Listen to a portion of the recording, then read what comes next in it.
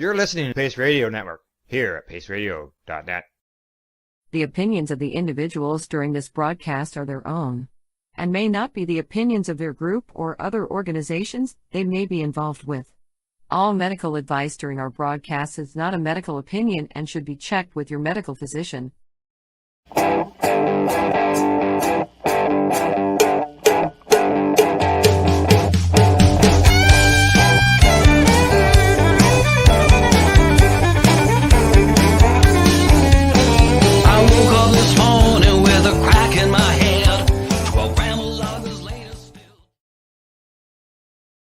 Hello, everybody, and welcome to the Pace Radio Show. We're live here at paceradio.net and cbgtv.com.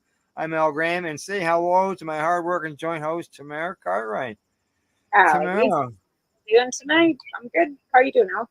I'm doing good. I see we're both outside today. It's a steaming 35 degrees here, man. And it's hotter in the house. So pack everything up and move my ass out here because it was cooler out here. Got the mister going, and I don't know, like it's just so hot in the house. And well, looks like you're dressed for the weather as well. You got the mister. You've got I've got my mister going, and I'm like a fan going, but I turned it off for the show first. But I've been sitting out here enjoying. Well, it's not sunny because we got snow, but it's like it's hot. So I'm just trying to kind of stay cool. Oh yeah, we've got fires burning all around us too. So it's 35 degrees. Well, it's not going to be that warm here, but at least it's not minus 35. Well, that's what I keep saying. We're going to have snow in 6 weeks, so I'm not bitching.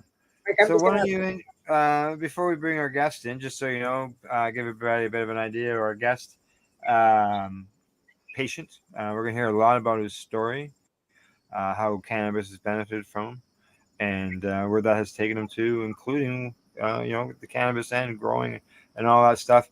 And talking about growing cannabis, what do you got beside you there? Oh, just one of my two that I've got going. But I mean, she's doing pretty good. She's going to get a nice haircut and go in the house and get tripped to in the next couple of days. But yeah, nothing growing nicely outside, and you just got to continue doing what you can do. I mean, I can't do a lot more than without the power issue that I've got. Right. I still got a couple. Yep. What is she? Oh, it's a Gorilla Glue. It's a Gorilla Glue. Gorilla Glue? Yeah. I've got a nano soon as you say glue, it froze. This one's Gorilla Glue, and then I've got a nano chew, one of each. And like I said, I did a bunch of clones, and then I kind of neglected them. So they all sprouted, but then I forgot to water them. Oh, that unfortunately that happens, and we are Mother Nature to the plants when they don't have natural rain or natural sun. We have to be everything. Yeah, I am watering like twice a day. Like everything is like suffering so badly. Like even my plants that I water twice a day, the heat is just killing everything. Like the grass. It's just so warm. The grasshoppers are munching the whole thing, right? Yeah, exactly. All righty. Well, what do you say? Time to bring in our guest. Absolutely. All right. Well, as I said, time to bring our guest in. He's a patient as well as a person who loves to help people and patients as well as Tamara and myself. Always helping patients with whatever however we can help them out. And unfortunately, I forgot to ask him how he pronounces his last name, so I'm gonna guess here. Sorry, I know I'm gonna. What's that? Just let him introduce himself. All right. Okay, we'd like to welcome Jason of Tribal Gardens. Welcome to the show, Jason. How you doing? Hey, nice to see you guys. Thanks for having me. Hey. Welcome. Yeah, I'm just I'm a medical patient living up here in Canada, and can tell you a little about myself and okay, that. well, hang on. Slow down. Sorry, just a little nervous. First time on doing anything like this, so bear with me. Yes, and no problem. We're here to make things nice and calm and relaxed, and and make things just feel like a regular conversation between three people and ignore Right anybody on. else. There's just the three of us sitting out here. We're all Sounds good. probably Sounds sitting good. with our plants or near our plants. So You betcha. now, Jason, I need to ask you your last name. I didn't. That was one thing I said to myself before we It's came on. it's Louvelle. Louvelle. Louvelle. Okay. Yeah, I'm a Louvelle. French Newfie Indian. Oh. Yeah. All We'll right. we'll talk about that later. Okay, sounds good. Like I think that's like 90% of us that are partial, this, that, and that, and this. I call myself a Heinz 57. I think we're all just Canadian. And I think that's the best thing about being Canadian is that we're all just a little bit of a melting pot of all kinds of good things. Just so you know, we've already got a message. Okay. Yeah, and you will recognize this name, Jason. And Dale. that is Green Irene. She says hi. Oh, nice. Hey, nice to see you again. I wish you were here. Hopefully we have better technical luck than we did at the Cup there a few weeks back. Yes, exactly. Just so everybody knows, that's where Jason and I met. We met at the Indigenous Cannabis Cup that was held down in Taginaga. He was there with Tribal Gardens, and we'll learn about that later on in the show. But it was the fact that he was a patient that led to him doing Tribal Gardens and so on and so forth. And here on the Pace Radio Show, we like to share patient stories, highlight patients, whether they are well known or not known or whatever. This is a spot that we've been doing this. It's actually our 10th anniversary this year that we've been doing this and giving so many people a voice. And even people like yourselves, so you said like this is your first time doing an interview like this, and I can completely understand any nervousness, even though I've been doing this for probably close to 15 years. I still have my moments, right? We all do. No doubt, no doubt. Yeah, I've been living under a rock for 5 years basically. So this is kind of the last month. There's been a lot of firsts for me. Let's just say that. Yes. And just so you know, further from Green Irene, she says that she's busy road trapping, but would like to see you. May even be en route back through Ontario. Right now, she's traveling across Canada from British Columbia. Her and Ashley.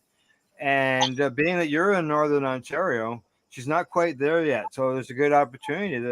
You tell her if she wants to come in off the highway or whatever. Like I'll give you my personal information after the show, of course, or whatever. But she's more than welcome to come and spend the night. I don't mind. I got an extra room upstairs for her if she needs.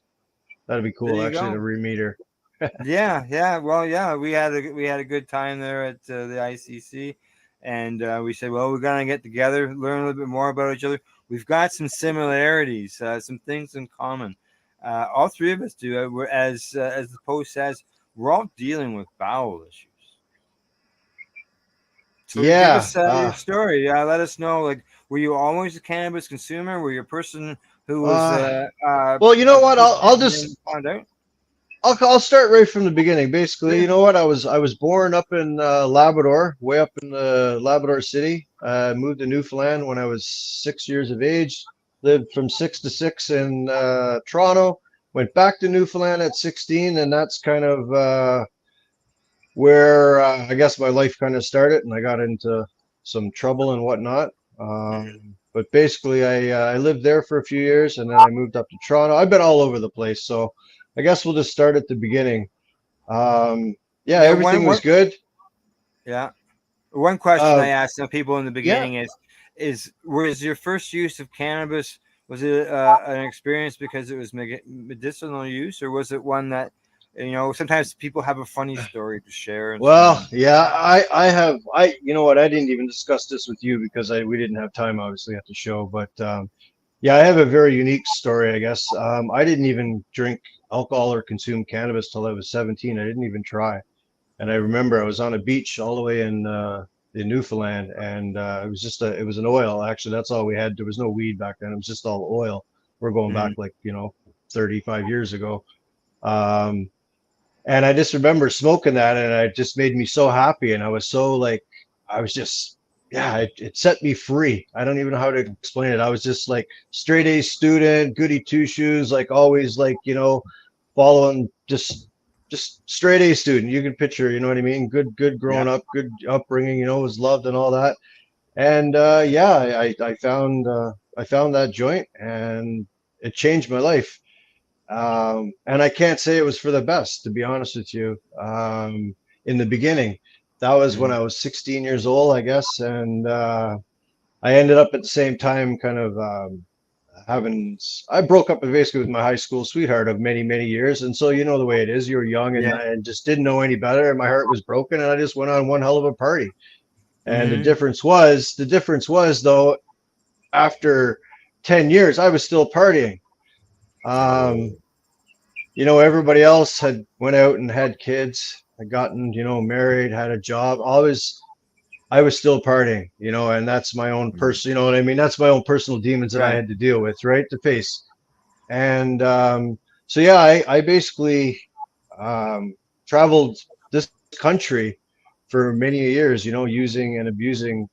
Um, I'm not proud of it, but that's my story, and this is Yeah. what it's brought me today. But I was a full-fledged drug addict at one point. Yeah. And Well, today, I can say that I just celebrated actually 20 years sober, 20 years excellent. Way clean. to go. Way to go. So I'm very grateful that my life has been drastically changed. But I just want to give Wow. perspective to where I came from to where I was. Like Yeah. back then, Yeah. I was homeless. I didn't have anything. I literally I lost everything. My family disowned me. I Similar lost my job. the end of the day, cannabis saves people's lives. It's a quality of life, no matter whether it brings you from addiction, trauma, whatever. But cannabis is the end result of saving somebody's life. So good for you. I'm so proud to hear. I'm so happy to hear that you're doing so well.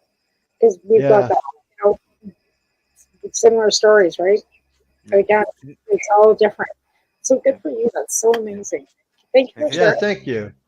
Yeah. Continue. This is Yeah, and yeah. just so basically, yeah, I got I don't drink anymore, and So, I'm sorry, you kind of threw me off my track. I was just oh yeah. basically You were just sober for 20 years. You were sober for 20 yeah, years. and I basically back then I lived a life of that I wasn't proud of. You know what I mean? I really was, Yeah. and I did a lot of things. I got into hard drugs, a lot of stuff, and Was yeah, was now was cannabis your way out? you know what? Cannabis was my Yeah, no, most definitely. I used because I didn't want to do needles. I didn't want to do any of that hardcore stuff. I didn't like drinking too much because I just, I didn't like waking up to that white porcelain bowl and praying, oh, I'll never do this again. I didn't like Yeah. that. I could, you know what, I can consume my cannabis and so you know what, I somewhat, I functioned, Mhm. and I got by. You know what I mean? I mean, I wasn't living. No, I wasn't happy. I wasn't, but Mhm. I was living. And Yeah. so years went on, and basically, I think I was how old? I'm 49 now. So I think when I was 29, I ended up basically I dropped to my knees. I had given up. I had lost everything. I had lost my family, my job, everything. I ended up going to rehab. Um, I Yeah. spent Yeah. I spent 15 months at a program in Toronto, a nonprofit program. These people saved my life. It was called Caritas, based out of North York.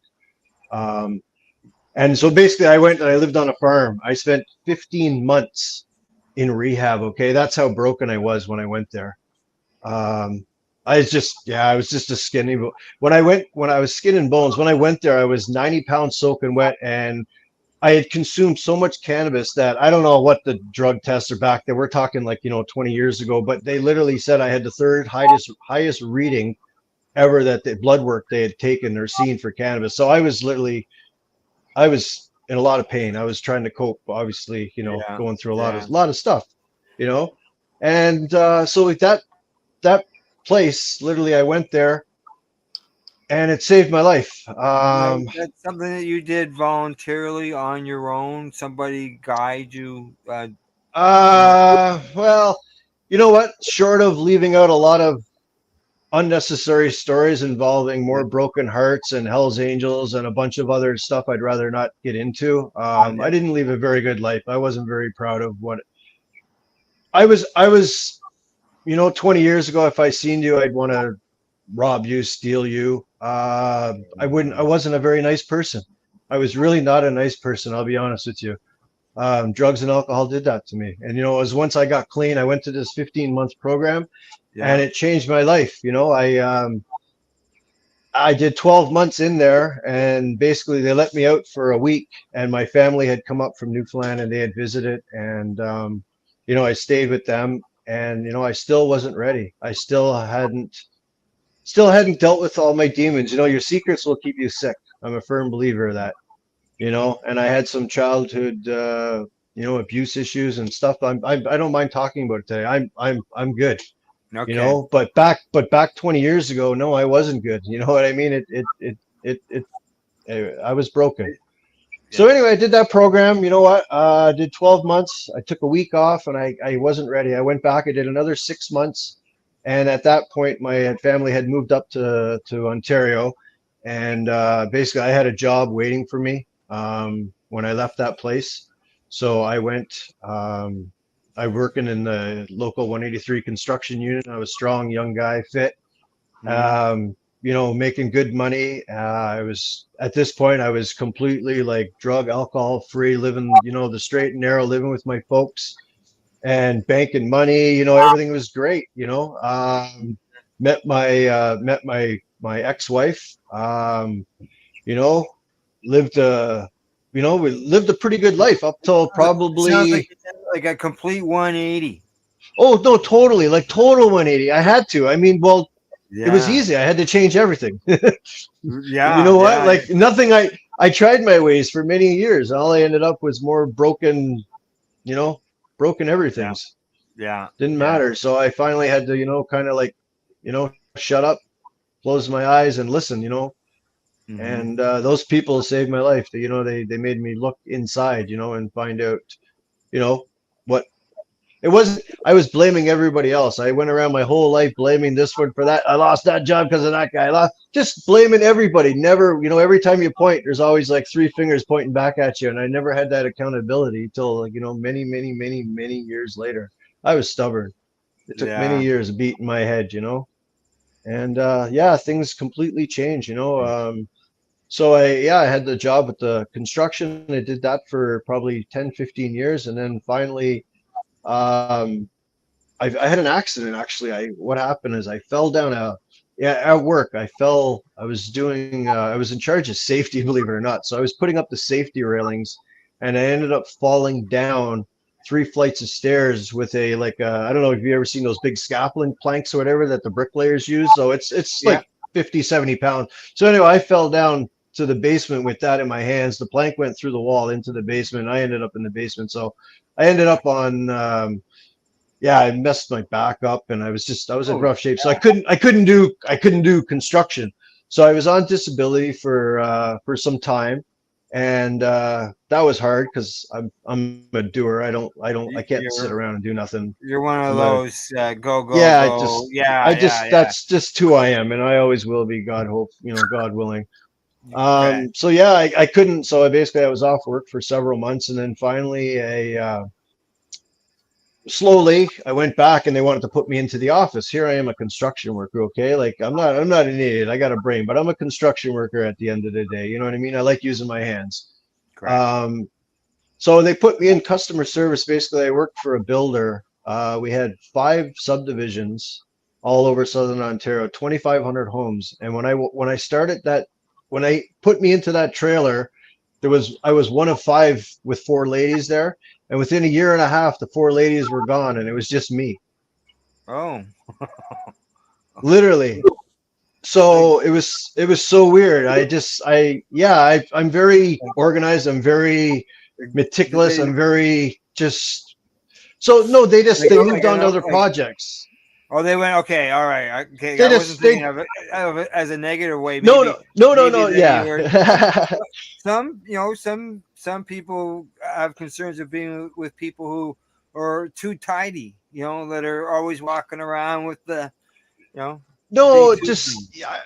No, it was just basically you know what, the company's seen what I was, I guess, capable of or whatever, and they kind of just took those other people and put them. I'm not sure exactly where, and yeah, so I did that job for Yeah. I'm gonna say probably 10 years, and it brought me into my 40s. And basically at that point, it was a horrible job. It was a horrible job. Just picture this. I was sitting here just like this, okay? I had 5 phones in front of me, one for each subdivision, and all I got was like all the problems, like all the aftermarket problems with a brand new home. Like these are the cheapest house was like $600,000, right up to like $1.5 million.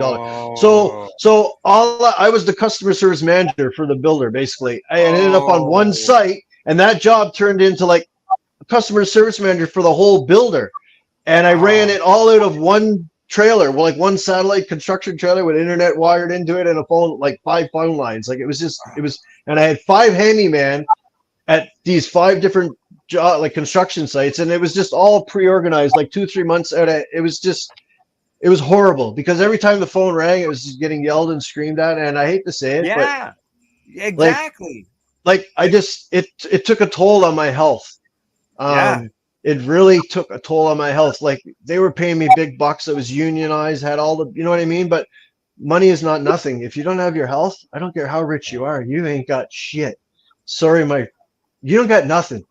Yeah. And that's something Right. I've realized, you know, I really realized over the years. So I did that job for as long as I could. And my ex-wife is from Northern Ontario. And basically she had an opportunity to work where her family was in the local town up here. Yeah. So just on a whim, she threw in a resume, and she got the job. Like she threw it in on Friday. Monday morning they called her or whatever. Tuesday she had the interview. Next Monday they wanted her to start, and we're like, what just happened? Like, so our dream was always to move north, you know, Right. to retire and live the good life, the fresh air, you know, and not live the Quiet rat race life. in the big city. You know, I'm native. I love nature. I love the bush. That's my mojo. I can't live under concrete. It doesn't work for me. It's not the I need, same. no, it's not. I need daily ingestion of nature in my life, or I don't function. Yeah. It's Yeah. literally the first thing I do every day. So anyhow, not to get off track, I did that job. We moved. It broke me. Like it literally made me sick. I was fat. I had a double chin. I was up to like 200 and Ah, like 200 pounds. that's a different Well, guy that I saw. if you sit in a chair like this, you know what I mean, for 5 years straight, no Yeah. exercise, no fresh air, you're in a construction trailer, eating fast food and crap. Yeah, I'm not that guy that you met. That's right. Yeah. So it took a toll, and so my health, you know, and you're living down there, you got a huge mortgage, you're forced to just work to pay the bills. There's no real escaping it.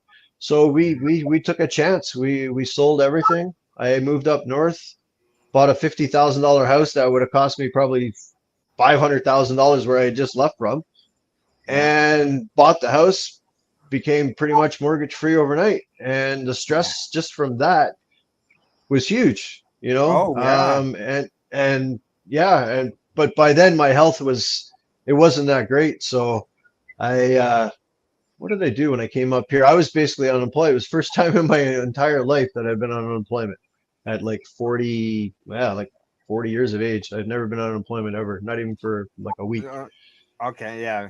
So You know, it sounds even like with in your early. construction, Yeah. Construction, building things, working with your just hands. yeah, it Yeah. was just residential Creating things. construction. So it was awesome. But Good. yeah, so I didn't do that for forever, and I ended up moving up here, Yeah. and that's when it was weird because the stress levels went down, but my health issues went up, and something Yeah. wasn't adding up. So I used Actually, to, I used to smoke native cigarettes because they were so cheap, and it's kind of impossible to quit when they're $10 a carton. I mean, you do the math; like, they're practically right. free, right? So So I wasn't, when my health wasn't no concern, right? yeah. So like when you were in rehab, cigarette smoking was fine then? Oh yeah, I did. I smoked like a champ, half pack a day, whatever I could afford. Okay. It was all Yeah. donated. I was, like I said, I was homeless at that point. I had no source of income. I was just living. Yeah. It Yeah. was just this Caritas program is based on donations. So God Sounds love like their hearts because they save a lot of people. They save a lot of people that place. listening to your story, it sure sounds like they did a hell of a job. So yeah, so well, they helped me do what I needed to do for myself Correct. is Correct. what they Exactly. did. Like you You say know, that. no, Is that nobody. You know what? You can walk a horse, lead a horse to water, but you can't make them drink it. And that's I'm a firm right. believer, like with therapy, with Right. anything, like it's if you want something bad enough, then you'll Yeah, get we it. all know. We all know somebody Yeah. who's had problems and issues, and it can get nasty. So it's So yeah, it's good that you were able to find these people in order to change that and get you in a new direction, and it has made such a difference in your life. Now, when did the we're gonna go to breaks here shortly. And I don't want to get too yeah, far yeah. into it, but when did the Crohn's end of things come in? As we said in the So beginning. well, basically, yeah, it was when I moved up here. My stress levels went down. Of course, I was on unemployment. I was living in the bush. Well, I was living the dream. You know what I mean? yeah. And yeah, they just basically I went and got some blood work done, and because Crohn's is not something that can just be like I have Crohn's, fibromyalgia, and chronic fatigue syndrome. Those are the three autoimmune diseases that I've been diagnosed with. Wow. Yeah. Um, Okay. we'll get into it, of course, after the break After or the whatever. break, But for like sure. Yes. I couldn't even walk 4 years ago. I needed two hands to hold a plate of food, like seriously. So Wow. it's Wow. Yes. We'll get. this cannabis plant like literally has saved my life. Like not smoking it so much, but eating it, it's been a life Doing it, saving. You all know. that. Wow. Yes. Yes. We'll have to. Well, why don't we get it? Why don't we take break here a couple minutes early, and then we'll come back and we can get into all this, into the Crohn's, the Sure, for fibro, sure. the fatigue syndrome, and all of that stuff. So, All right, sounds good. I've always said, patients sharing their stories is how other people learn. Myself, when I first got diagnosed with Crohn's disease 20 years ago, this year, that's what I wanted to do. I wanted to find out how cannabis could benefit me, and hearing what other patients, testimonials. Michelle Rainey, who Tamara knows very well, Crohn's disease. Listen to her, looking for the information, right? So I always believe patients sharing their stories can benefit others. So, all Absolutely. right. Other than that, we'll continue our talk with Jason Louvelle of Tribal Gardens once we get back. We're watching the Pace Radio Show. We're live here at paceradio.net and cbgtv.com. You're listening to the Pace Radio Network here at paceradio.net. Cannabis edibles are an effective way to manage pain and other ailments, especially when you deal with your trusted partner, Legacy 420, in Tyendinaga Mohawk territory. You see, we lab test every product on site to ensure proper dosage every time, which is critical when consuming cannabis edibles. All Legacy 420 edibles are made by our classically trained baker and chocolatier, and we also have super tasty vegan options. Our baker has been in the industry for 25 years. She's also a chocolatier. Everything from savory to sweet, your chocolate bars, brownies, butter tarts, you name it, we make it. Talk to our knowledgeable Cannatex about our incredible variety available. Give your trusted partners a call. Legacy 420 out on your road.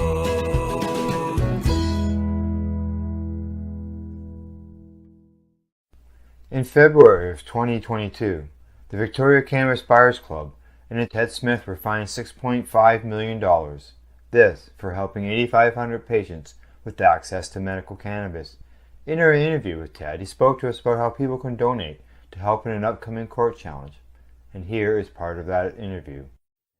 From what I've seen lately, I believe that you've got something that you're trying to do as far as fundraising to deal with this next court challenge. For now, people can write checks directly to Jack Lloyd Law Corporation or send e-transfers to save the VCBC at gmail.com. I guess those are the two easiest ways for people to help right now. PACE Radio is the People Advocating Cannabis Education Radio Network. Limestone City Hydroponics is Kingston, Ontario's hydroponic shop. Take your growing to the next level and create the optimal environment with a tent kit, or maximize your yield with an ebb and flow flood table kit. Either way, Limestone City Hydroponics has more sizes and options to fit your needs. Are you looking for the power of the sun that adapts to your budget? Then look no further, as they have professional grow lighting. They have indoor grow systems that are easy and cost effective, with many options to fit your living space and lifestyle. Cultivate your growing potential. We have everything you need to succeed. And if you can't make it to the store, they offer local delivery to the greater Kingston area. Remember, when you're looking for experts to help you grow, then look no further than the locally owned Limestone City Hydroponics, 105 Sunderland Drive in Kingston, Ontario. Call them at 613-548-0420. Are you a cannabis content creator? Are you looking for a place to have your content seen? If you answer yes to both questions, then you need to check out cbgtv.com. CBG TV, broadcasting to a worldwide audience. Find us at cbgtv.com. Enjoy the buzz of legalization with Campbellford Lifestyle Shop. From lights to plant nutrients, books, consumption accessories, and more, we've got all your basics to grow or consume cannabis. Visit our info center or take a look at our piercing services and body jewelry, now available in-store through Campbellford Lifestyle Shop, 17 Bridge Street West, Campbellford. We are people advocating cannabis education here at paceradio.net. Hello, hey, welcome back. I'm back anyways, just so everybody knows. Oh, there goes Tamara. I'm back. I was trying to get the dog in. Okay, all right. Just so you know, we lost Jason. Oh no. Yeah, during the break, I could see he was dealing with his camera and stuff, and I'm not sure what was going on. And then, oh, there he is. He's back. He's back. He's back. We got him. There he goes. Hello. All right. The only problem is go. I don't have my headphones. I'm not sure what's going on here. Okay. Well, can you hear me? Okay. Well, you're not. We're not picking you up on the mic on your headset. We're picking you up with the mic on your phone now. Okay, so what I'm going to get you to do is leave the room again. Okay. On the way back in, as I mentioned before, see if you can find that mic or the setting for your mic. If not, it may just grab it. So okay, I'll see what I can do. My apologies. Yeah. Very bad. Yeah. All right. Yeah. Once we get Jason all straightened around there, we'll get into more of his story. That was quite the story. This is his first interview, and he really opened up on what life was like for him at one time, and it does not sound like it was much fun. I think a lot of patients advocates have come from that, where and in the criminal justice system too, and you've seen the realities of what addiction and trauma does, and not everybody has. A lot of people are naive to that as well, and I think the open mindedness of our community really gives a platform for people that have been in that trauma addiction, because a lot of people have come out of addiction with cannabis. I did. I was using in 2005. I smoked crack, and I've been having touched shit since. And I was that story over and over again. It was the gateway rather than the gateway in, right? Yeah. So there's no shame in that. And I think that if more people actually spoke up about the trauma and the addiction problems that they had and what cannabis helped them with. Again, focusing back to Jerry Martin too, what it did. And So can you hear us, Jason? Yeah, I can hear you guys, but it's not going through my headphones. And I just checked, like I played music through Spotify just before I came on, so I know I'm hearing it. You know what I mean? Yeah. Okay. Well, I can hear you. Okay, I'll just All come on. right. So just take them off. Turn your There we go. phone. Turn your Perfect. phone so we get your large screen there. Okay. And if need be, we'll just bring you a little closer. All right, does that work okay? Can you Yeah, hear that me? works okay. We Okay, can hear sorry you. about that. Yeah, not a problem. You know, those things. Hey, it's live. Those things happen. You know, and we'll get it. We'll still go. We'll work with you to get it done. Let's just say this: technology and me, we're not the best of friends. I'm just going to leave it at that. Yeah, believe you, you're not alone. You're not Oh, alone. buddy, it's rough some No. days. Okay, so before the break, uh, we were talking about we talked. You're sharing your story through addictions and everything. And just before the break, you talked about the three things that you actually use medicinal cannabis for. Yeah, so basically, I'm going to say 5, 6 years ago, I was diagnosed with Crohn's, fibromyalgia, and chronic fatigue syndrome is what the doctors wrote down on my paperwork. So I'm on disability, of course, with those conditions. However, in the beginning, it took like, I don't even know how else to say this, but the healthcare system was messed up. It took over 3 years of being poked, prod, sent, driven, like halfway Oh, across the provinces, like for 3 years, and seeing I had to oh, wait like up to like 18 months to even see specialists. So yeah. basically, how it works is because I have fibromyalgia, which there's no blood work, there's no. They basically eliminate everything else that you have, and then they say you have fibromyalgia, like and chronic fatigue syndrome. It was mind blowing. I couldn't walk 5 years ago, 6 years ago. Like when I first started, I had no balance. I had intense to sound, to light. Like I'd literally have to sit in the dark some days. I couldn't listen to any music. On top of, not to gross you out, but like pissing water out of my butt 20 times a day. I was literally walking around with a roll of toilet paper. I couldn't go anywhere. I had to plan my day around where the toilet was, more or less. Like, not, that's the reality of my existence, you know? It was, Yeah, exactly. Believe me, I know. I it was completely horrible. understand, and I'm sure Like, Tamara does.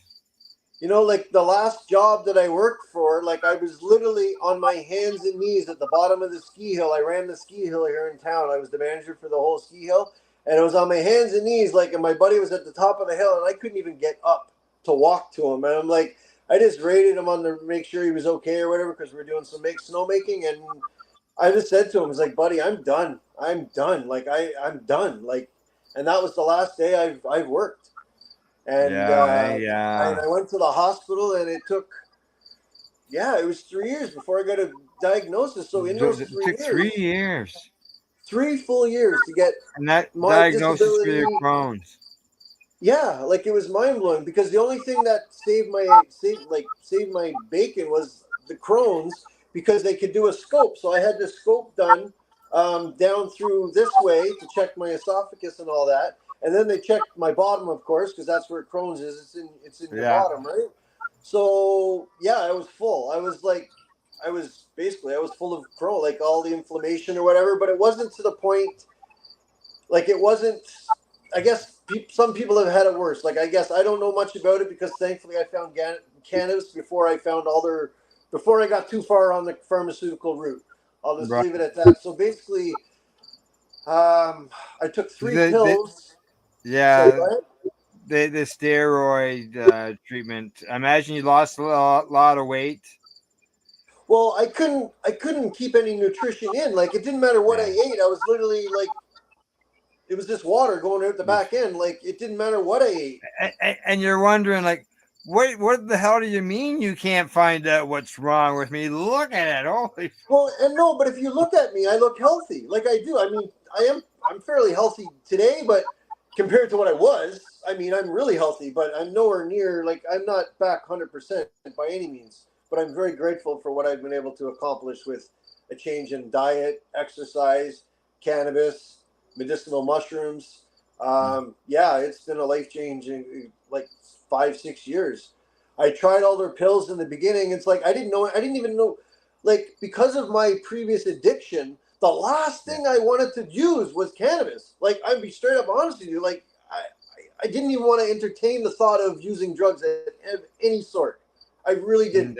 My family at that point were like dead set against it. Like, even my ex-wife, like, you know, God love her heart to this day. I mean, we're still going through a divorce, but she saved my life. Like, she really did, because she took the time to research the benefits of cannabis. She's seen. I took Endocort. I took Pentasa.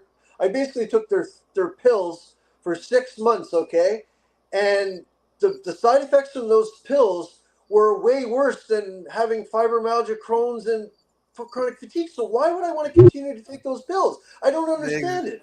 I tried it 3 times. I'm like, I'm not doing a fourth. So I literally woke up in the middle of the night. I didn't wake up. I couldn't sleep because one of the pills they said after a while you're going to have hard time sleeping. Well, do you know what I looked like after 9-10 days with 2 hours of sleep?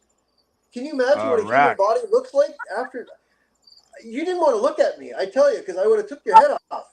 Like, I'm just saying, I was miserable. I was so miserable because you can't. Without sleep, the body doesn't heal. It doesn't function. I'm sorry, it just doesn't. So, I threw all their crap in the toilet, and I went and found the only guy that I knew from the ski hill for sure that smoked cannabis. Like, I mean, sometimes you can just. I mean, unfortunately, there's that stigmatization. But for this one time, I was very grateful that there was no one. I knew where to go see if I wanted some herb. And I literally went on to the guy's door, and I knocked on the door, and he knew who I was, but he didn't know I had stopped working at the ski hill. And I literally knocked on his door, and I explained my situation, and he sent me away with 3 grams of the shittiest weed I've probably seen. But I tried it, and I've never looked back since. I don't even know how to explain it to you. I smoked it. I felt instant relief. Like, I wasn't like, I don't know how to explain it. My body wasn't completely tense. My stomach wasn't all in knots. The pain in my shoulders and everything from the fire, like, it wasn't gone. Don't get me wrong. Like, because I couldn't barely walk. Right. So this is like, ooh, what's going on here? But I didn't want to do that because of my previous history. So it was like, you know what? My wife was like, okay, this obviously works. You know, and we got to at least go down that road, you know, at least. So,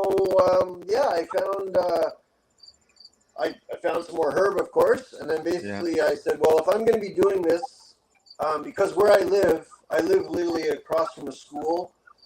It's a small little town, like way up in northern Ontario. It's like, you have no idea. I'm still living under a rock up here, more or less, because it's not so mainstream as I know. It's been legalized in Canada since 2018. Well, I hate to tell you, there's still parts of this country that are, the whole town's full of old people, like, you know what I mean, that are so anti-cannabis that it's still in the closet up here. It really is. Yeah. So I found my doctor who prescribed me 3 grams a day. I have Crohn's fibroid. She gave me 3 grams a day. That's all I could get out of her. Okay. Hey, Jason, before you get into that, I just want to check with Tamara. Tamara, are you hearing some staticky noise when Jason was talking? Yes. Yeah, just all of a sudden, out of nowhere, it just started. As you talk, it starts going staticky. Really? I'm not sure. So what I'm going to do, I'm thinking it's just a bit of a connection thing. Just leave the room again and just come back. All right, I'll be right back. Okay. Yeah. Okay, so 3 grams. That's all they're giving him. Do you have a cricket in this place? Or is that you? Crickets are here. That'd be me. I can hear them. They're right over here in the dark. Yeah, because I'm like listening to because it's like echoing in here. I'm going, is that you or is that me? Okay. No, that's me. Echoey. I'm all right. There we go. Is that any better? Oh no, it actually made it worse. It actually made it worse? Really? Oh, Yeah. no. Okay, Gee, I'll that's try not again. good. The joys of live TV. Yeah, exactly. Yeah, Oh, Joyce's live Right, video. up north in Ontario too, and being like still having to have that stigma and having to hide, what your medicine is and everything else, and Yeah. it's unfortunate. But again, that's not unusual across this country because we have a vast, That's demographic huge. of different people with different religions, with different outlooks on life, and He was coming in really good there for first 3/4 of the show, and then just all of a sudden, how far north is he out?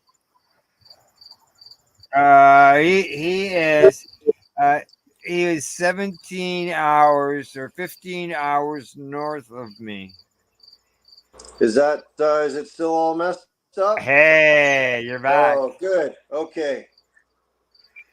All right, so you're at 3 grams. Yeah, so basically I was at 3 grams a day, which is not a whole lot, and I didn't know anybody. I still to this day really don't know anybody. I'm the only guy in where I live. I don't really associate it with other people. It's my medicine. I'm not, you know what I mean, partying here in town or anything. It's my medicine. So I really don't know any other people. So the long story short is I got 3 gram a day license for Tweed. From Tweed. I don't know, you must all know who Tweed is, right? They were the only ones, okay, back in the day. So I ordered all my stuff from them at an astronomical cost for, I didn't even know, okay? Like, I didn't know there was good weed out there. I really didn't know. Because all I ordered was from Tweed, and all of it tasted the same. It all smelled the same. And I didn't understand why until, years later, basically, that it's eradicated. And it was just, I guess they're allowed, the last time I checked, there's 26 approved pesticides or sprays that they can spray on their plants.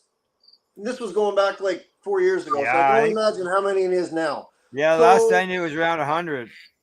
There's a page. Really? Though. So it's so bad that they've actually taken that list off of Health Canada. It's not even on there anymore. I can't find it. Here's the flip side and the good side to it.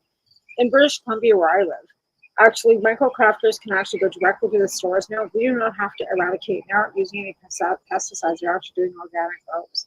So we are getting, and I was at the store the other day when one of the representatives was in the store, and they can directly go from the micro grow crafter directly to the store. There's no LBD. There's no government involvement anymore. They just have to pay taxes.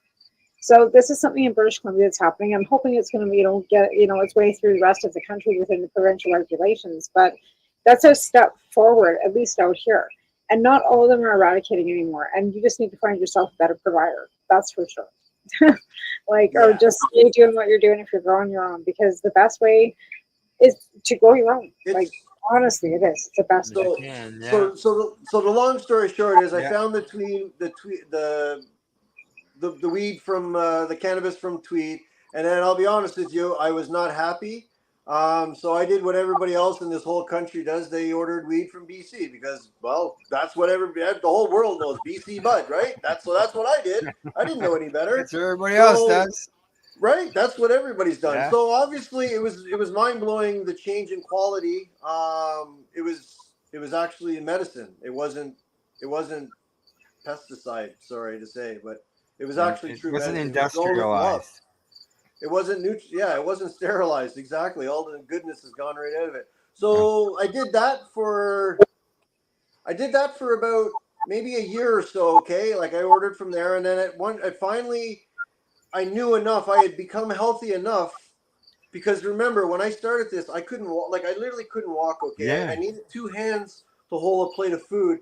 When I went to the hospital in July of 2017, they couldn't turn on the hot tub. Okay, the jets and the physio, they couldn't turn them on because it was so raw. My skin, I was in tears. I just literally left, and it was horrible. Yeah. That's just to paint a picture of how bad it was. So fast forward, some time, I found an actual cannabis doctor who truly believed, not God love my doctor here in town but she's not a cannabis doctor. You know what I mean? she's not a cannabis doctor, but I found a true loving woman who actually believed in this plant and gave me like a 50 gram a day license and told me to start juicing, start eating, like start making FICO, like fully extracted cannabis oil. Like I wasted a year and a half, not wasted, okay, because when I smoked, but I literally wasted a year and a half smoking, and I really only got smoking this was about one like hour and a half, 2 hours of pain relief. I never got any true internal healing until I started juicing the plant. So I take full mature plants. Like I was basically given a license to have 50 grams. It was like 200 and a little over 200 plants. So I was able to experiment and you know, do what I needed to do for my health. And I don't know how else to explain this to you, but gardening in itself was so therapeutic. I was getting healthy while I was gardening. It's not just it's medicine. I don't even know how to explain it to you. It's giving my life back so much that today, like, yeah, I have the old Jason back. I'm not it's just amazing, you know, and it's taken a long time. Like I didn't have anybody really. I didn't really have anybody because I kept to myself. I didn't know. I just kind of did it all on my own until I met an amazing group of other growers that kind of took me under their wing and realized, you know, that, you know, there's another way. I don't have to take pharmaceuticals. I can do natural root. And I'm so much better for it. Like I don't have no regrets, like none whatsoever doing it my way. And basically I've been disowned. Like for the last, I haven't had a scope. So I'll tell you now. So I've started eating this FICO, the fully extracted cannabis oil. I eat basically, when I was at my worst, I was eating a gram a day because I heard it was for cancer patients. So basically I just said, well, shit, if it can cure cancer, I mean, it's got to be good for what I got. And that's where I ran with it. And I just started, my doctor said, eat as much of that as you can possibly do. And I literally was like messed up. Don't get me wrong. This stuff is strong. I just had it lab tested at the cup last week. And it came back at 732 milligrams per gram in one syringe, okay? I can only buy 10 milligram edibles from the government. Yeah. 73 times stronger. Just okay, like something's not right here.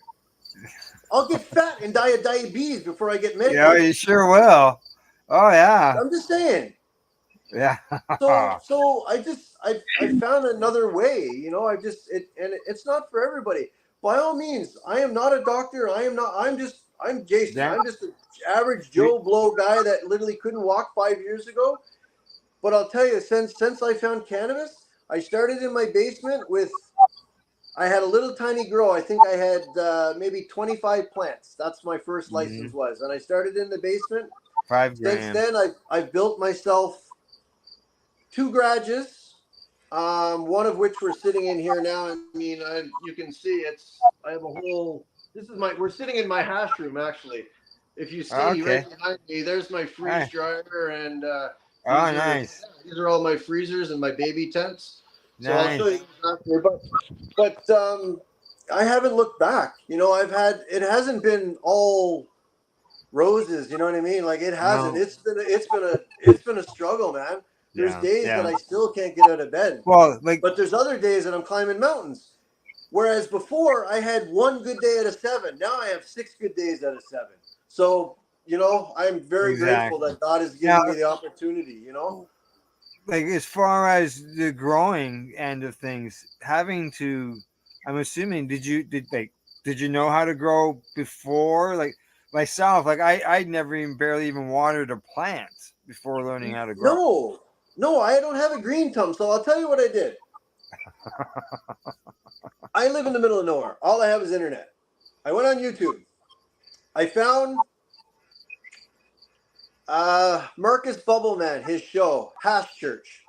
Okay? Yeah. That was the first cannabis-related show that I found, and it actually had some patients on it. There was no information about growing, but awesome, good people on that show, okay? So then I found, I don't know, it was all through internet. So I found a bunch of these shows, the Grandmaster Level show, the Dude Grow show, all these shows, everything that you want, okay, to do what I'm doing can be found on the internet. Yeah. I'm serious. I didn't know, I've never even seen another cannabis plant until I went to the event like 3 weeks ago in 6 years. So Yes. if I can pull off what I pulled off here, anybody can do it. I have Crohn's fire. Like, I don't know how I did it. Just little baby steps, one little big, Correct. you know, like and not looking at the mountain at the end of it, just little step at a time. And you know what? It's amazing. You do a bunch of these little steps. Now I'm sitting in the garage of these little steps. Yeah, and you probably found that as you were learning this stuff from watching these videos, that you learned things that from so many different people because you took things from this person, ideas from that person, suggestions from them, you know. That's exactly what I did. You know, I had a huge shout out to the Michigan Bro Grow Show, the Johnny B Grow Crew. Basically, they took me under their wing and showed me how to grow. Like, you know what I mean? And like, you know, privately, like through the internet, we all just, you know, Zoomed and like through COVID and everything. And it's amazing what I've been able to accomplish. You know, yeah. Yeah, I know, eh? And it can be so rewarding, but I'll tell you, it's not stress free as far as I'm concerned. There's still some stressors in it. Yeah. So I'm like, basically, I'm not, like, I have one other, like, there's a couple of people that help me like part time because, to be honest with you, in the beginning, I couldn't even barely walk or think. Like, I'm the brains, basically. You know what I mean? And I took out, once I realized that cannabis was going to be the be all end all. Like, it's not the be all end all. Okay, it's exercise, diet, mind, mental. You know, it's everything. It's a whole life change. It's not just you can't just consume cannabis and think your life's going to be just perfect, because it doesn't work that way. I wish it was. It'd be easy if it was.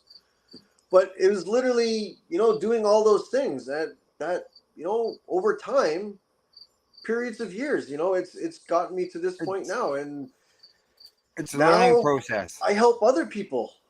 Like, good. We'll get into helping the other people. We're gonna go for break in about 2 minutes, or actually maybe we'll just go to break now, and then we can get into that end of stuff. Sure, sounds good. All right, sounds good. I'm gonna have a puff. Okay, all right. So far, I'm doing pretty good. I haven't gotten eaten by mosquitoes yet out here tonight, so we're doing all right. You wouldn't do that up here. Around here on the screen. All right, we're off to break. We'll be right back, and we'll continue our discussion with Jason Louvelle of Tribal Gardens. You're watching the Pace Radio Show. We're live here at paceradio.net and cbgtv.com. We are people advocating cannabis education here at paceradio.net. Limestone City Hydroponics is Kingston, Ontario's hydroponics shop. Take your growing to the next level and create the optimal environment with a tent kit, or maximize your yield with an ebb and flow flood table kit. Either way, Limestone City Hydroponics has more sizes and options to fit your needs.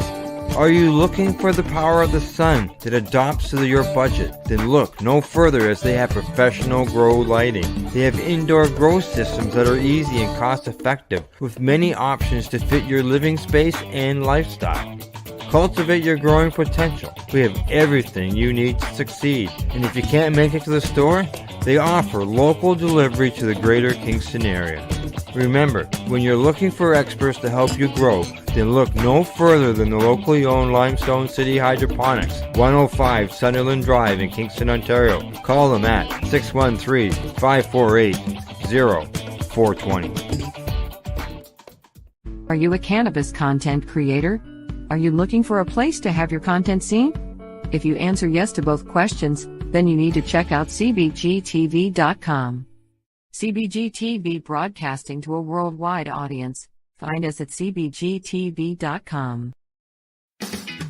Enjoy the buzz of legalization with Campbellford Lifestyle Shop. From lights to plant nutrients, books, consumption accessories, and more, we've got all your basics to grow or consume cannabis. Visit our info center or take a look at our piercing services and body jewelry, now available in-store through Campbellford Lifestyle Shop, 17 Bridge Street West, Campbellford.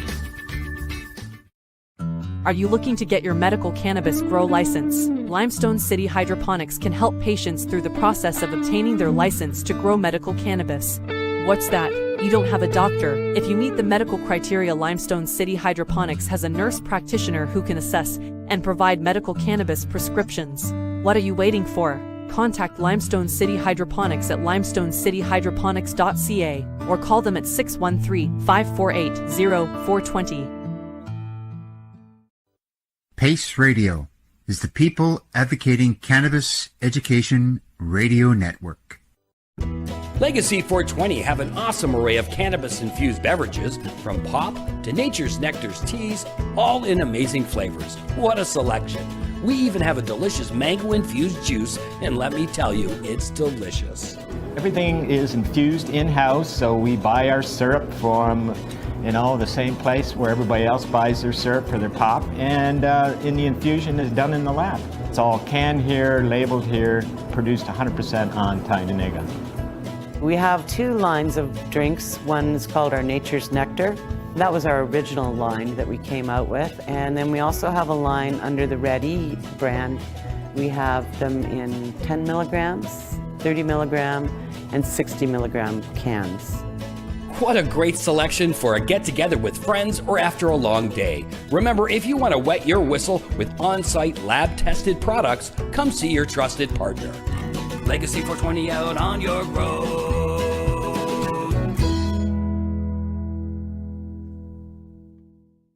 You're listening to the Pace Radio Network here at paceradio.net.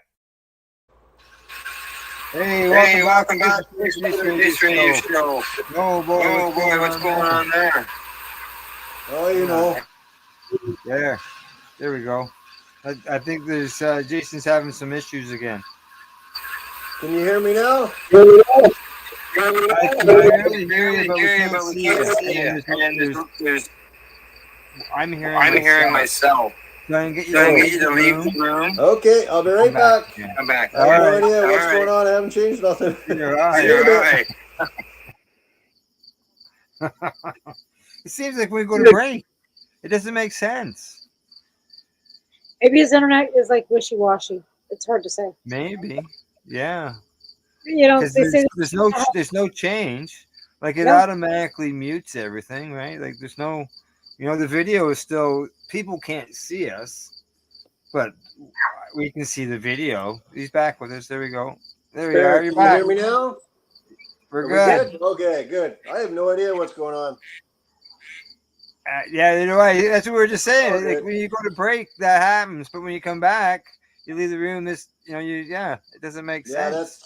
I'm not quite sure. That's bizarre. So yeah, that is. Well, it's just gremlins in the system. At least know we're live. If we were pre-recorded, we clean up all that stuff. It's all good. No worries. That's right. Exactly. Okay, so you just before the break. Okay, just so you know, we got about 20 minutes or so.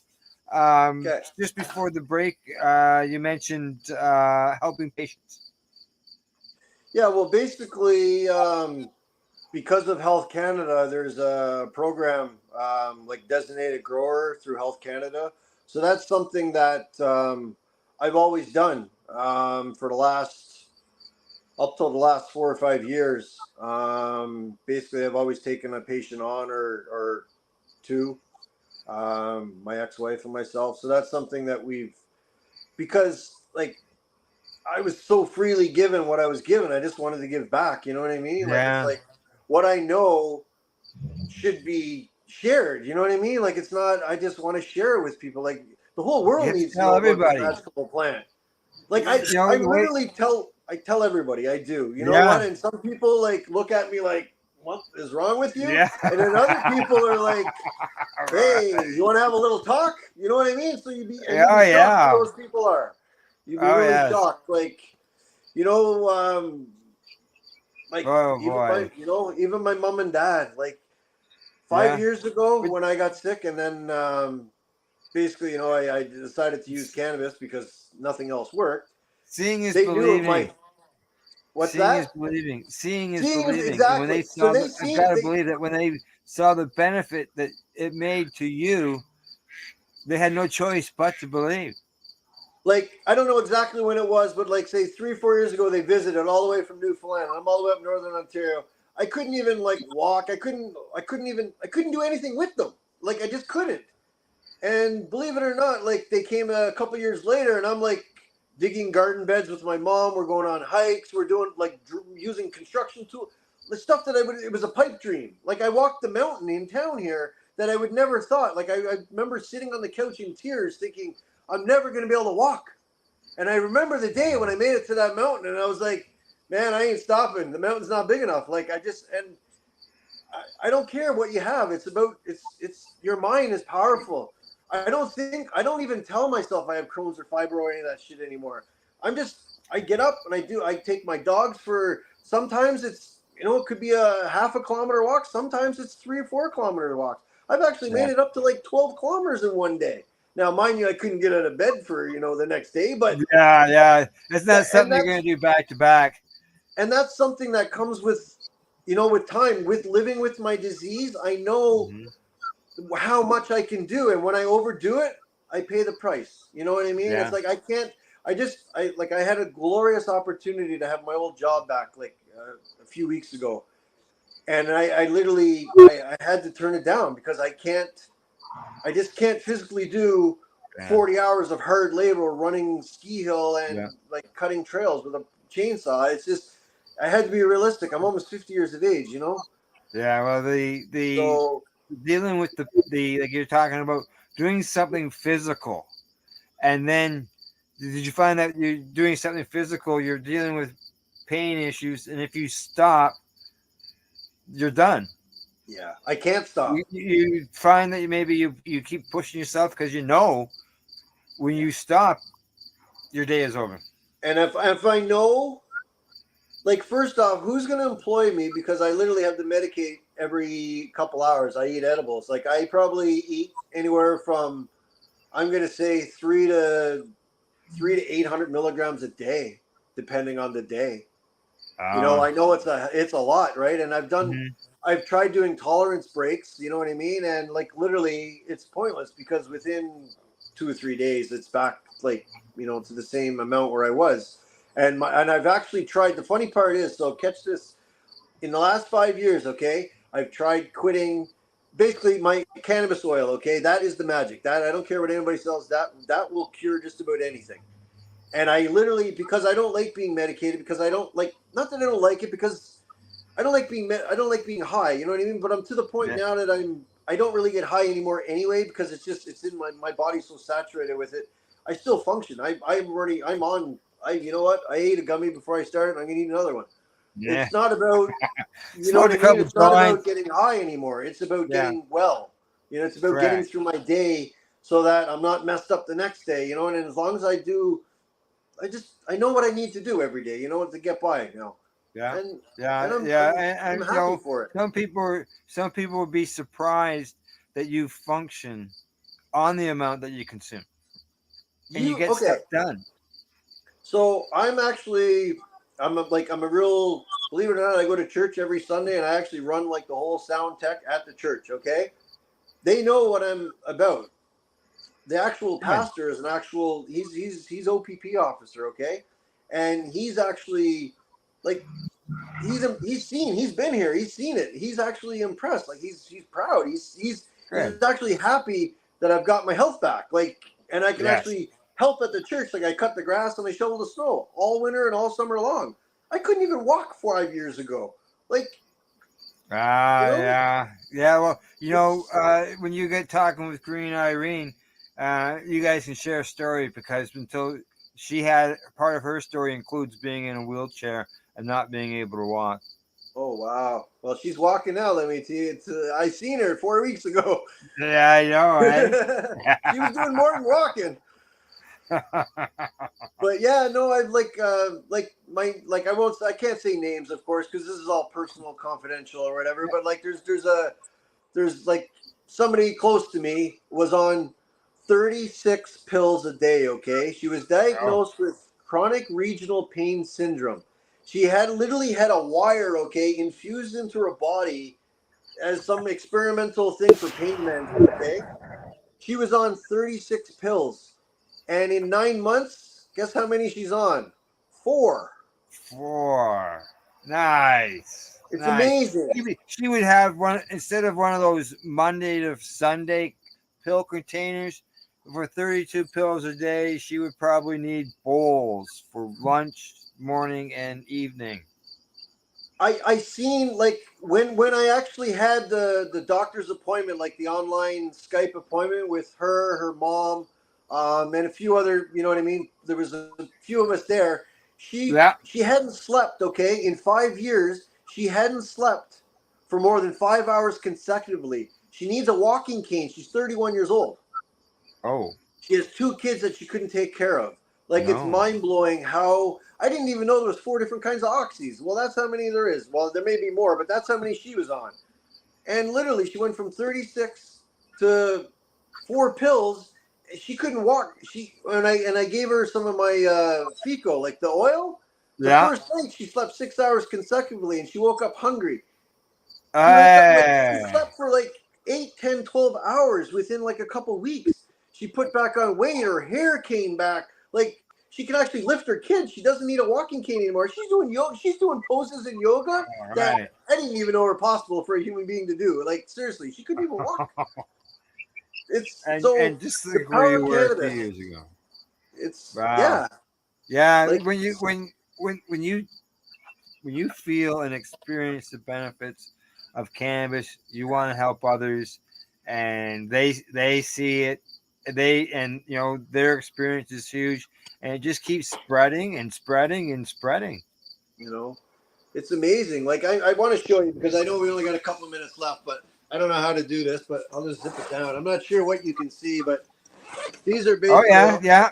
We can see your babies in there. Yeah, Yes. these are all my babies. Okay. Nice. So this is the next round for basically. I have 11 4x8 beds, like living soil beds. I grow everything organically. There's no sprays. It's all water only. Because it's my medicine. I can't put 100 sprays. I can't eradicate. I can't. Why would you even want to do that? It's medicine. I don't spray anything on mine other than when they're clones. Once they have roots. White powder is diatomaceous earth, which I guess you all know is like a crustacean just to get rid of keep the critters off, right? Because it's outside, I dust it with diatomaceous earth, so that's the only thing that's been used on this, and that's like natural. And they've got worm castings and like soil, and I've been using Remo's nutrients. Okay. So it's all like black earth, stir manure. I'm actually. I just started my 15th cycle. I'm 3+ years in on the exact same beds. Nice. Same soil. Same soil. Same soil. I don't even amend it anymore. It's just its own ecosystem. All I do on I just chop and drop like basically all my leaves on day 1, 14, day 1, say 20 and 40. They all just go back into the beds. I have a barley mulch layer straw that basically it grows grass. I cut that back, and it's just a self-regenerating. I'm about to plant some carrots and potatoes. Believe it or not, I'm going to sacrifice one of my beds next week just to experiment, because where I live, I don't have the option of growing outdoors. So if I can provide myself good, organic, clean food as well as good, clean, organic cannabis, it's kind of a no-brainer. I'm paying for the electricity. I'm paying for the lights. So you might as well grow food too. Yeah. Might as well grow food with it. And it's nice thing about doing these beds is the fact that you don't have any pots and crap like that to have to deal with and clean. Exactly. I have probably 307-gallon fabric pots sitting over in a garage that I'm proudly say are retired, because you know how hard it was for me to lift 7-gallon pot full of water. Pardon my French, but it kicked the shit out of my body. I couldn't do it. Yeah. So I literally built one bed, and I'm like, I got nothing to lose. I'm gonna experiment. And I built one, and then I built 5 more, and then I ripped apart the other garage, and I built them all in the beds as well. And I haven't looked back since. Yeah, it's a no-brainer. I grow in a living organic system as well, but I don't grow in beds. I still grow in pots. The beds are something that being that I'm changing my garden around. The beds are something that I'm thinking about doing. So we'll have to talk more afterwards. For sure. But if you don't mind, and I don't. 5-gallon buckets. Perfect. Nothing wrong with that. Like when I was growing indoor before, because I had a huge indoor grow at one time. Then we were like into the 10-gallon garbage cans with wheels, and but again, that was when I had power. Yeah, unfortunately, where I live, I've seen a foot of snow on September 8th, And I've also seen snow. Usually the snow doesn't leave till, I used to have a cabin, and the earliest I've ever been in there in my Jeep in 4x4, winching myself in, was May 10th, to give See, you well, perspective this to how girl far north I live. was started in the house, right? Well, she was started in a friend's tent. Yeah. Then it was started by a clone. And then she's been outside now since probably mid-May, the end of May. And she would go back inside and like give her a haircut, clone her up, and then go back on her lights inside because I live in the mountains, in the Rocky Mountains, and I will have snow by the 24th of October. And there's no way that I'm going to get the 12 and 12. And I tell people, go ahead and try and grow outside. You're not going to get the flower. I'm sorry. I hate to break it to you. I worked at a garden center up until a month ago as their cannabis expert. And I was trying to tell, well, we've got these 14 feet plants. I'm like, that's terrific. They can be 20 feet tall. They're not going to flower because we don't get the 12 and 12. You don't get the light. Wow. By the time, They're beautiful. By the time I get, sorry, they don't even know ahead. boys yet, so they could be a 15-foot male. Yeah. By the time I get 12 and 12, I could have snow on the ground up here. Like, exactly. Yeah. Literally. That's why these guys Yeah. are feeling It's not buckets. an option. They're out here all summer long, and then with the tomatoes, I spray them down, give them a good dusting of digestive syrup, and put them in the house under lights because that's the only way I'm going to get them flowering, right? In the basement, in a dark room with LED lights. I'm going to take you on a little tour. Okay, sure. Just bear with me. Might go dark for a second. Okay. All right, green light. I can't be in here very long because it's the green lights, and the lights are supposed to be off. Look at them all. Nice. I don't know if you guys can tell, but Yeah, yeah. You can see the plants in around you.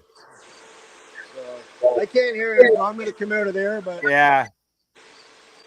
The fans and everything, I would imagine. yeah. I just wanted to show you. Nice, nice, nice. I'm not against this.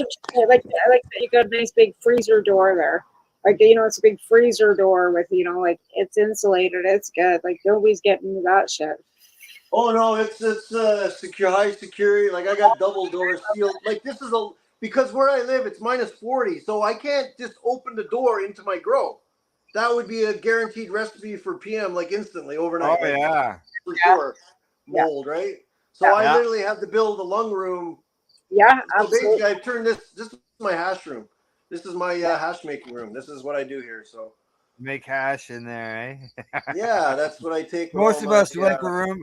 Most of us would like a room big enough just to have a garden. Never mind having room to make hash in. Well, you know what? I'll be honest with you. I had to take out like a $40,000 line of credit on towards my house. Like this is like people laugh and they see it and they're like, but this is not a joke. Like this is my livelihood. Like if I can't consume cannabis, I'll die. Like, or I'm not even gonna have I'm gonna be stuck on the couch. I can't even walk again. I don't care what it costs. I have to have my medicine, and people don't. A lot of people, unless you're sick, you don't truly. I didn't appreciate that until I got sick. I really didn't. I didn't have no understanding. And a lot of people thought that consuming cannabis was all about just getting stoned, but yet there's people like yourselves and ourselves that. Like you said, I started taking that Cartwright course in British Columbia to sell cannabis legally, and they might not recognize cannabis legally like as medicine in by Health Canada, but I'll tell you, when they're telling you and teaching you how to sell it in the recreation market, they draw a really specific line about medical and recreational, and the fact that if you're selling cannabis in a recreational store, you are not to speak about medical cannabis at all, like at all. It's a liability and everything else. So that's a fine. It's a strict line that's drawn in the BC legislation in our Cannabis Act as for selling cannabis in the recreational market. So that's why I find it such a hypocrisy that Health Canada doesn't recognize cannabis as a medicine. Yet when it's coming to selling it, the line is drawn strictly on medical and recreational. Yeah. So they recognize medical cannabis when it comes to recreational sales, yet they don't recognize medicine for it to be, cannabis right for the rest of us as patients. Who uses facial scrub as a recreational item? Like, really? Come on. Well, it's suppositories. Like, them too. Yeah, exactly. Yeah. Well, like, can you? if you go into a store, like I actually stopped going into a store here because I said to her, like, this medical stuff here, like, I hate it, blah, blah, blah, it's such bullshit, blah, blah, blah. And I'm like, so you're going to sit here and make money off this stuff, and yet you're going to diss it and not want anything to do with it. I quit going to that store because it was just the way she came across about medical cannabis. Yeah. For medical That's the thing. That's where you need. That's where that fought for your rights. You wouldn't have a recreational market, yet they want to diss and sit there and No, like I'll straight out put this here. If there's anybody here, I don't care if it's like, as long as my 2 feet and a heartbeat are still walking, I will be growing cannabis because I need it for the rest of my life. Yeah. If there's anybody out there who hears this that needs help, that actually needs medicine, I can hook you up with a doctor. I can hook you up with whatever you need to get growing your own. In the meantime, help you out, like whatever you need. I'm an open book. I don't mind. I have all my recipes, all my compost teas, everything that I have. I've given it share. Why would I keep it? Yeah. Perfect. You still have to do the work. I can give you all the answers, but you still got to do the work. You need to do, yeah. And some people, that's all they need is to be told how to do it, or shove this way or shove that way. Education's not illegal, and that's what saved my ass by when I was teaching people how to make their own candy and edibles, because they'd come with their own product, they'd come with their own stuff. I teach them, and they'd leave with their product. One of them got busted, and that was the whole win in that legal case, is that education's free and it's not illegal for the patients. We just lost a good friend of the cannabis community, and Gary Pauster, and that was he was I don't know if you knew Gary or not, Jason, but Gary's like Gary's like the rest of us, where we discovered the benefits of cannabis and couldn't shut up and just started talking about it all the time, and then just start educating groups of people at different things. Like I used to do it at the cafe. I'd have 50 people there on a Sunday. Gary was the same thing. He'd have him and Rob would have 50 people showing up and learning how to make cannabis oil. We go and do sharing the education and the knowledge. Like Normal Women's Alliance, we go to like libraries and Medicine Hat and other places in Southern Alberta and actually do showings of movies like Run from the Cure and all these movies that were actually promoting legalization in the medical sense of things, though. Because at the end of the day, when recreational cannabis came into effect, the benefit is there hasn't been arrests. Okay, like that's one thing I will say about the recreational market. We have lost the small possession arrests. There's been hundreds of thousands of people that have not been arrested for possession charges in the last 5 years. That's freed up the courts a lot. They're not racing after looking for large, growers, blah, blah, blah. So that's the benefit of legalization. But what it's done is left the patients behind. There's been benefits and there's been downfalls. As far as a grower, our licenses went from allowing to store so many pounds to being able to store unlimited. And always wanted dignified access. That was one thing that we asked for, was dignified access. And we do have access. Now, whether it's dignified access, that people that wouldn't have consumed cannabis prior to legalization are now have the ability to walk into a store and actually access it. If they weren't, they're not going to an illicit store. Now they know that they're going into a legal entity. That's opened the door for a lot of senior citizens that would have not used before. So I hate to keep promoting the legal market, but again, if we didn't have this, the ability for some patients wouldn't be there, especially in where I live. There's pros and cons. I agree, but I kind of agree to disagree, because a lot of the products that I actually make home here at my house, you couldn't buy at a legal anywhere in Canada. If I could have gotten my products and my friends' products into the market that are far superior in quality, 110%. I agree with you, 110%. Why the free market is so beneficial for some people that actually need it. The Indigenous market, I think, is farther ahead on all levels. Don't get me wrong, but I'm just saying people that I'm not disagreeing. I'm agreeing to disagree with you. All I'm saying is, as of right now, there's 478 Indigenous dispensaries in Canada. There's 20 off reserve. Well, I think our Indigenous got well, never mind that we just had a fire down there and they've been burned, but they were raided. they were taken out. The only indigenous reservation cannabis store that we had on our res was rated by the RCMP. Huh. Right? And And the then, council didn't do anything? Yeah. so never mind that they were their houses were burnt. Like, they were raided. Now their houses have been taken out by a wildfire. This is now what, our First Nations people are dealing with.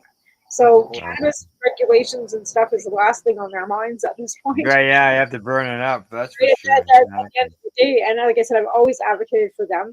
But at the end of the day, too, we took our products down to them, and they didn't want nothing to do with CanAmed or anything that we brought forward for them, which was, I'm good with that. We should, we brought it down. We didn't want it, great, but I'd rather First Nations hands down be the first in the market. Always said that right from the get-go. Well, I'll tell you, I'm right in the middle of 2 First Nations that have plenty of stores, and Jason, you were at one of them in Tayaganaga. I always tongue-tie twist that word. And you never got to Alderville, but I would imagine you never got there. But you have a 15-hour ride down here. It was great for you to do that, towing your trailer and coming down, and I'm sure you got to meet a lot of people while you were at the ICC. Yeah, it was an incredible experience. That's, like I said, I've literally been pretty much living under a rock for 5 years, and that was the first time I ever. Prior to legalization, First Nations were sitting at the legalization roundtables. All nations were invited and for consultation. When I was in Vancouver for the legalization roundtables prior to legalization, we had several reservation chiefs sitting amongst us. So they were there and very interested in the aspect of what could be done for the reservations. We're talking prior to legalization. Right. So, yeah. All right. Well, we're down to the last 3 minutes, so we better get into the shout out here. Person, place, a thing, website, anything like that. Jason, you'd like to? You know what? You can find me on Instagram, basically Tribal Gardens. That's the only place that you're going to be able to get a hold of me. And I just thank you for having me, Al, and I just want to thank all the people who support me. Just all the help I've had over the years. I couldn't sit here where I am sitting. This is not a one-man show. I mean, it sort of is, but it's really not. Because I've had a lot of influences over the last few years that have came in at the right time and the right, just the right people to. I truly believe that if you grow this plant with love, then that's what you're going to get back. And if you grow it for money and greed, well, good luck to you. That's all I got to say about that. Yeah, that was just, People would ask me people would ask me what's the difference between medicinal and recreational cannabis, and I would say one's grown for love. That's the matter. Grown with love, man. Hand watered, hand trimmed, daily inspections. Like, they're using robots and cameras in legal LPs. Like, it's just. Anyhow, I'm not even going to get into it. All right, you guys. There's a lot. You've got to go. For legal LPs. So, or not DGs. Like, there are so many patients in need of DGs right now. That's a lot for a lot of patients. Yeah, I think the DG program's on the way out, but that's for another show because we got to go. All right, you'll find us at paceradio.net, paceradioshow.com. Don't forget, join us next week with our special guest. As well as, let's see, tomorrow, catch some Canadian cannabis news that we're not seeing a lot of on Facebook these days, but you can catch some tomorrow with myself and Glenn Prentice. We'll be talking some cannabis news for sure. Other than that, thanks to Legacy420.com, Limestone City Hydroponics.ca, the Camelford Lifestyle Shop, and a big thank you to our guest, Jason Louvelle of Tribal Gardens. I really appreciate you coming on. Telling us your story. It's an incredible story. I'm most certainly going to have you come back because there's a lot more that we can talk about. That's for sure. Sure. Thank you for having me. You're welcome. It's nice Thanks, to meet you. See you all soon. You as well. Bye-bye. Okay.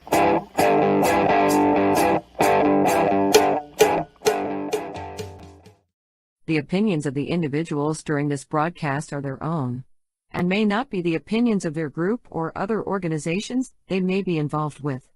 All medical advice during our broadcast is not a medical opinion and should be checked with your medical physician. You're listening to the Pace Radio Network here at paceradio.net.